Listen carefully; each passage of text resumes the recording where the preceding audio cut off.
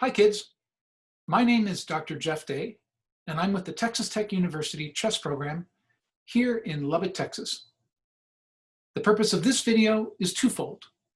First, to help introduce you to some of the basic terminology that is used in chess. And number two, to help expose you to some of the opening principles of chess. Understanding opening principles will help you progress in your growth as a chess player.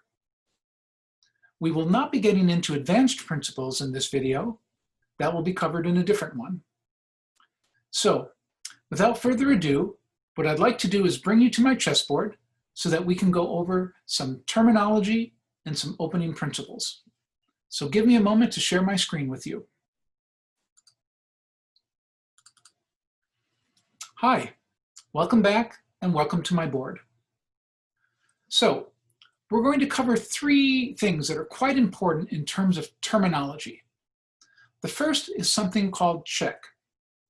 I'm going to make a series of moves so that I can show you what check looks like. As you know, white always moves first in chess, and also, as a small tip, there is always a white square in the lower right-hand corner of the side of the board that you're on. Also, queens always get set up on their own color. So the white queen is on a white square and the black queen is on a black square. Notice that I have a white square in my lower right-hand corner and black has a white square in his or her lower right-hand corner. Okay, it's always good to make sure that we've set the board up before we go any further. White always moves first. And for the purpose of this video, I'm just going to make a series of moves so I can identify some of these opening terminology for you. So, on white's third move, I have played bishop, that's a bishop right here, to b5. We know it's b5 because it's on the b file. Notice the letter B right here. And we know that it's 5, the fifth rank, because of the number 5 right here. Bishop to b5. And in fact, if we look right over here, chess.com has written the notation for me. B stands for bishop, B stands for the file, and 5 stands for the rank. You'll also notice the small little plus symbol. The small little plus symbol is used to identify check. But what is check? Let's take a closer look. We know that bishops move diagonally. This bishop started on f1 and it has moved to b5. This is called a diagonal, the 5 red squares that I've identified. Because we know that bishops move diagonal, we also know that on white's next move, white could take the king and the game would be over. So white plays bishop to b5 and would say to his or her opponent, check. We've now notified black that on the next move, we can take his or her king. So what can black do when black is in check? Well, there's a couple different things. Let's go through them. The first is we can put a piece in the way. We know that this bishop, I'll highlight the squares, can take the king next move. So if we can put a piece in any of those two middle red squares, it would block the check. Let me give you a good example. C6. C6 blocks the check because now, on my next move, as white, I can't take the king. This pawn is in the way. More importantly, I've got to move my bishop away. It's being attacked by this pawn. This pawn is worth 1 point. My bishop is worth 3 points. I certainly would probably not want to give away my bishop, which is more valuable than the pawn, unless I were to get something of greater value down the road. But in this particular position, I probably won't. So I would have to move my bishop away. So one way that we can get out of check is to put a piece in the way. Okay, let's go back. Here's the second thing we can do. We can move the king. So on my next move, I'm going to try and take the black king.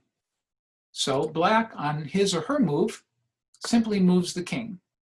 You'll now notice that my bishop can't take the king. It's no longer there. Black is no longer in check. Okay, so let me give you another example. White does this, black does this. White comes out here and calls check, because on my next move, on white's next move, I can take the king. Now we already know black can put a piece in the way, or black can move out of the way. But there's another one, number 3. We can take the piece that is delivering check. In this particular case, the pawn can take the bishop because pawns capture diagonally. And now the king is no longer in check. Okay, so to review, check is a term we use when we have placed the king under attack, and on our next move, we could capture it and end the game. We don't get to surprise our opponent. As a courtesy, we always say check.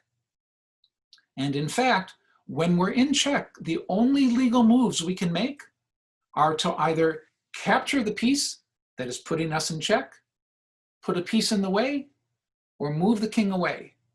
Those are the only 3 legal moves we can do. For example, let's say that it's black's move right now. Black can't do this. Notice how the king now begins to flash red. Chess.com is telling me that trying to move this knight is illegal because on my next move, I can capture the king. Okay, let's go ahead and reset the board. Now let's look at something called checkmate. And I'm going to purposely play a position that many of you have probably seen before.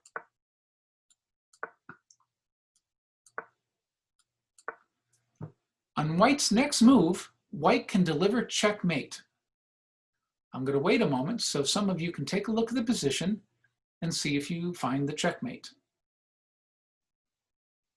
Okay, you could also pause the video if you need to. But let's go ahead and show what checkmate is. On white's next move, white can do this. Okay, we would call check. Normally, we would call check because on our next move, the queen can take the king. But as we said last time, black has 3 ways to try and get out of check. Number 1, to move the king away. But in this particular case, that's not possible. Moving the king here is still a check square because the queen can take that piece. So the king can't move away because the queen is in the way, the bishop is in the way, and the pawn is in the way. There's only one move for the king, and it's a legal move. So the king can't move away. Well, can we put a piece between the checking piece and the king? Well, in this case, no, because the queen is already right up against the king. So we can't put a piece in between. Well, what about taking? Can we take the queen? The queen is putting the king in check. Why don't we just take it? Well, that's not legal either. You'll notice how it's flashing red. The reason it's flashing red is because the king can't take the queen because the bishop would then take the king. It's important to know in chess that you can never move your king into check. Now, even if the king is in check, you still can't move to a square that is a check square. So in this case, the king can't move here because if it did go there, this bishop would just come take it. So it's an illegal move for the king to take the queen. So the king has been put in check. The king can't move away. The king can't put a piece between itself and the checking piece, and the king can't capture the checking piece. Therefore, the piece of terminology that we would use to describe this is called checkmate. And unfortunately for black, the game is over. The game always ends when we have checkmated our opponent. There are 2 other ways that a game can end, but we're not going to necessarily cover those in this particular video. The main thing to understand here is that checkmate never occurs without the king being put in check. Let me say that again. Checkmate never occurs without putting the king in check. So if I take this last move back, when white does this, we've put the king in check. Since the king can't get away, capture, or put a piece in between it, it is said to be checkmated, and the game is over. Okay. Now, there's one other piece of terminology that sometimes can be confusing for people. It's called stalemate. So let me go ahead and show you, I'll set up a position for you of what stalemate is.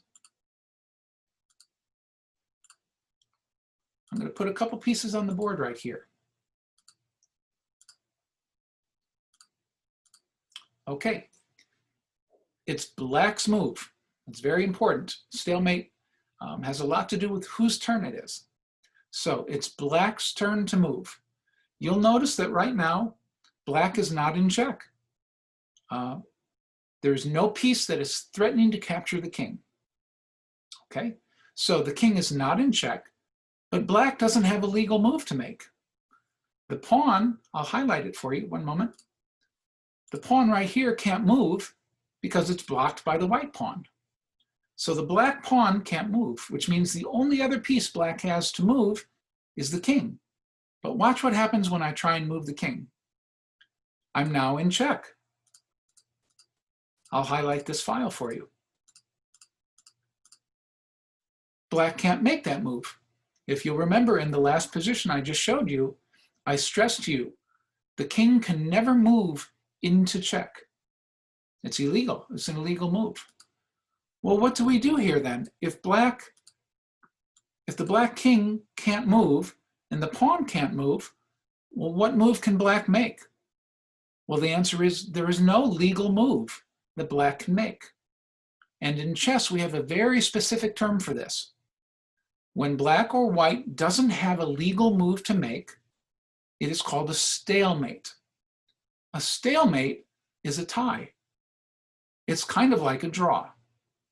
We just use a special word for it. Stalemate means there is no legal move for, in this case, black to make, and therefore the game ends in a tie. Stalemate, okay? So let me put another piece on the board, or move this piece if I could, so that I can show you a small difference. Let's put the rook here. Let's say it's now black's move. Well, we already know that this pawn can't move, right? It's still blocked by the white pawn. So the only move for black, let me put that back, the only move for black would be to move the king here. Is that a legal move? Yes, it is. Black has not moved into check. It's totally fine. Now, so we're clear, black cannot move here. Do we know why that is?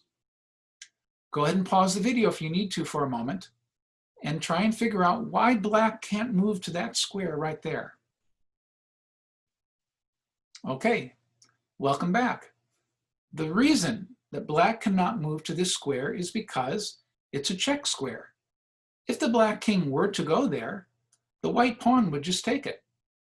But we already covered in 2 positions now. We've stressed to you, a king can never move into check. And in this case, that's what black would be doing. And therefore, black's not allowed to do it. Black has to go back. Let me reset this. Black has to go back into the corner. So I'll reset this for you so you can see more clearly. We'll put this pawn here again. We're going to put the white king over here out of the way. But this time we're going to put the rook over here. Okay? And we'll put legal moves only. So in this particular case, black can move there if it were black's turn. Black can go here. Black cannot go here though because it's a check square. Now, if it's white's move, unfortunately, it's very, very bad news for black. I'm going to ask you to pause the video for a moment and see if you can find the right move for white. It's white to move. What would you do if you were white? Go ahead and pause the video if you need to look. Okay, welcome back. Hopefully you found this move. Check. I want to draw your attention to something of importance. You'll notice that right over here it says R, that stands for the rook, H, that stands for what file it is. Notice the H right here, I'm using my mouse. And 8 stands for the rank. Notice the 8 right here, it's on H8. So rook to H8, but what is this little weird number symbol? The number symbol is what we use to identify in notation that it's checkmate. Now you might say, wait a second, how is it checkmate? How come the king can't get away? Well, if you remember 3 positions ago, we said there are 3 things a king can do when it's put in check. Number 1, take the piece that's attacking it. Well, in this case, of course, the king can't capture the rook. Kings only move 1 square at a time. So the king can't capture the rook. The second option is to put a piece between it and the piece that is delivering the check. But in this case, black doesn't have any pieces to move. This rook right here is locked. It's blocked by the white pawn and it can't move. The only other hope then is for black to move away. But in this particular case, there are only 2 moves or 2 squares that black could try. The black king could try and go here, but that's illegal. Why? Well, if you remember, we just talked about that. It's illegal because it's a check square. This pawn would capture it if it tried to move there. And therefore, black isn't even allowed to go there. It's an illegal move. Well, what about trying to move here? Well, unfortunately, that doesn't help black either because that's also a check square. If you recall, rooks move like this, and rooks move like this, which means this rook can capture the king no matter what square it's on the 8th rank. Therefore, this move is checkmate. White has made a move, placed black in check, and black cannot escape the check. It's different than stalemate when black is not in check and black has no legal move. In this case, black has no legal move, but he's in check or she's in check, and therefore it's checkmate. If we took the rook and just moved it back 1 square, and instead, let me move it for you. If instead we put the rook there, and we said it's now black's turn, well, now it's not checkmate, is it? Now it's stalemate. Black has no legal move, but black isn't in check. Okay, so we've spent a little bit of time right now covering check, checkmate, and stalemate. Okay, I want to show you another terminology that you may sometimes see. Let's go ahead and clear the board and set up a new position. White moves this pawn 2. Now, most of you know that on the first move, a pawn can move either 1 or 2 squares. And of course, pawns always move in a straight line, except when they capture. Let's say that on this black's first move, black does this. Okay, it's not a very good move, but for the purpose of this lesson, I'm trying to show you something called en passant. And so I'm going to make some moves that make it a little bit easier for us to show you this. Generally speaking, this is not going to be a good move for black, and we'll cover that in a moment. On its next move, white does this. You may notice that the white pawn is on the 5th rank. How do we know that? Well, we're going to come right over here. Do you see the number 5? It's on the 5th rank. This is important because en passant only occurs for white when the white pawn is on the 5th rank. On black's next move, let's say that black tries to move the pawn, let's say that black tries to move the pawn 2. It's white's move. Okay, 1 second. Let's reset that position so you can see it a little more clearly. E4, A6, E5, D5. All right, this is where en passant can be played if white elects to. En passant might be a little confusing, so let me walk you through it as carefully as I can. A pawn is on the 5th rank. Black, rather than moving 1 square, which would give white an opportunity to capture it. Instead, black has moved 2. En passant would allow white on his or her next move, and only on his or her next move, to capture the black pawn as if it had only moved 1. So if I decide to claim en passant, on my next move, I would do this. And you'll notice that chess.com automatically takes the pawn away because it recognizes that I've captured using something called en passant, which is French for in passing. Okay, let's look at that again. Black moves a pawn 2 squares. The white pawn is on the 5th rank, and therefore on its next move, and only on its next move, white can capture en passant. Okay. Let's say that white instead decides to do this. And let's say black makes another silly move and does this. Watch now, as I attempt to capture en passant, chess.com won't let me.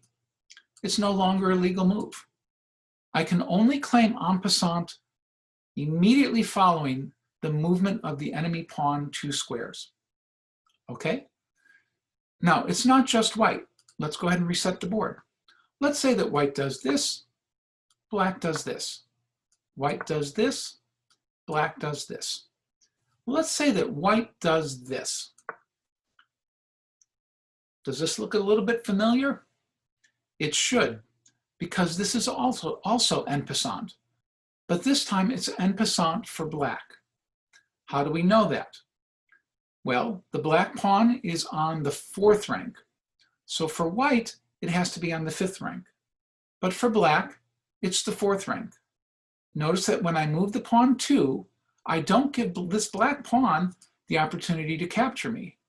Therefore, on black's next move, and only on black's next move, he or she could capture the pawn by claiming en passant.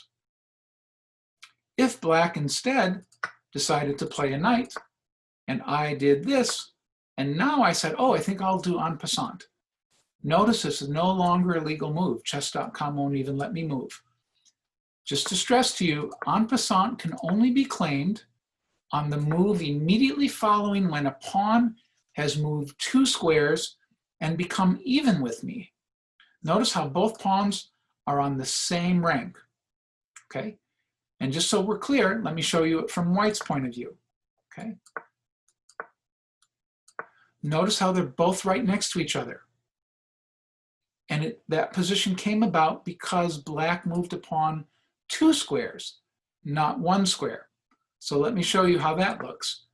If black does this, and on my next move as white, I do this, and black now does this, I can't claim en passant because this pawn did not move 2 squares. It only moved 1. I hope this helps explain en passant. It doesn't come up all that often in chess, but when it does, you do want to make sure that you understand what the rule is and whether it's to your advantage or not to claim en passant. You also may find that en passant sometimes occurs on the UIL chess lesson. So understanding en passant might help you get a question or 2 right on the exam. I can also tell you that check, checkmate, and stalemate are extremely important on the UIL exam. And you'll have a very hard time with the exam if you don't understand the difference between check, checkmate, and stalemate.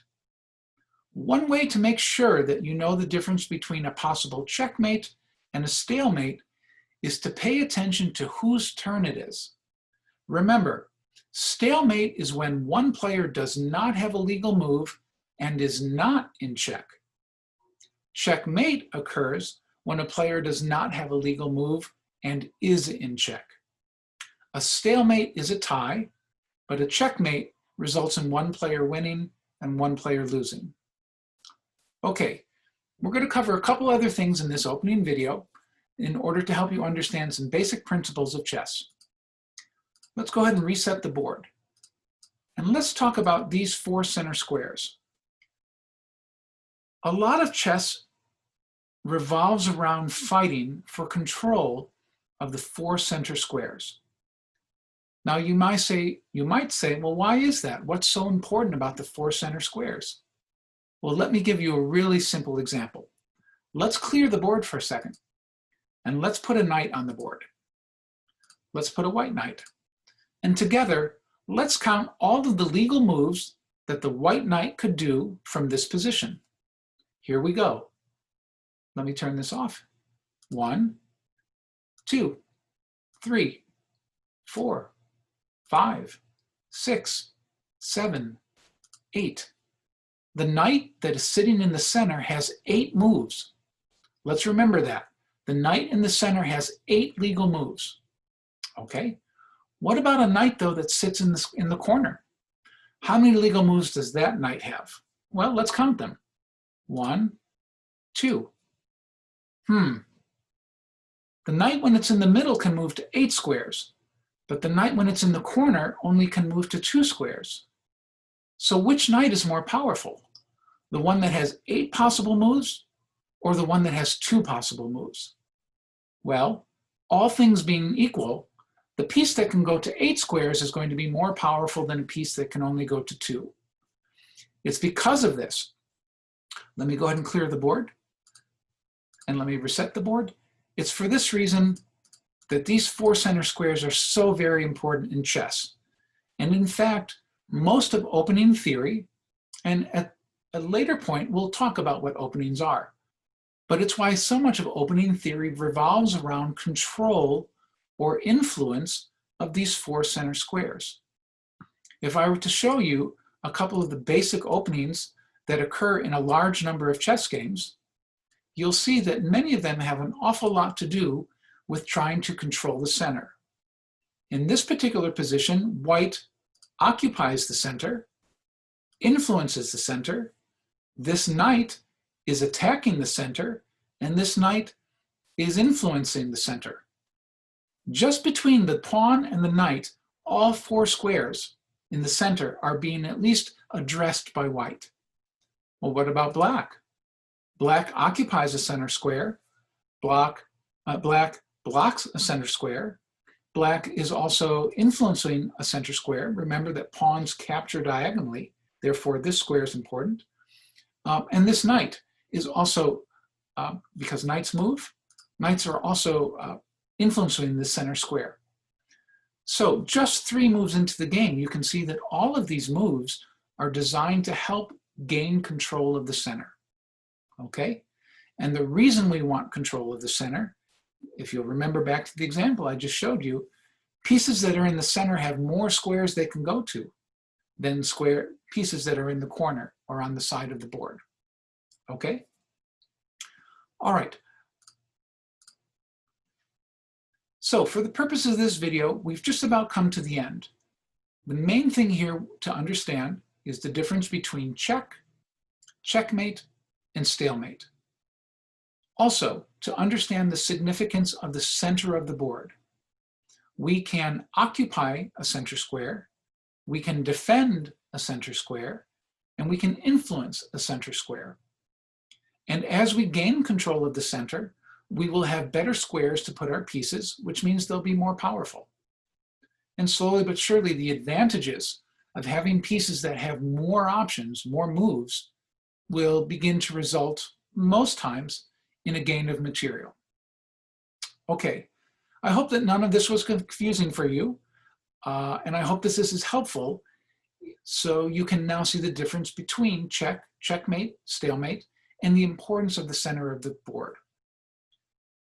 I'll stop sharing the screen for now, and thank you for taking some time with me to go over some of these principles. I hope that they make sense to you, and I hope that they allow you to play better chess. Until next time, good night.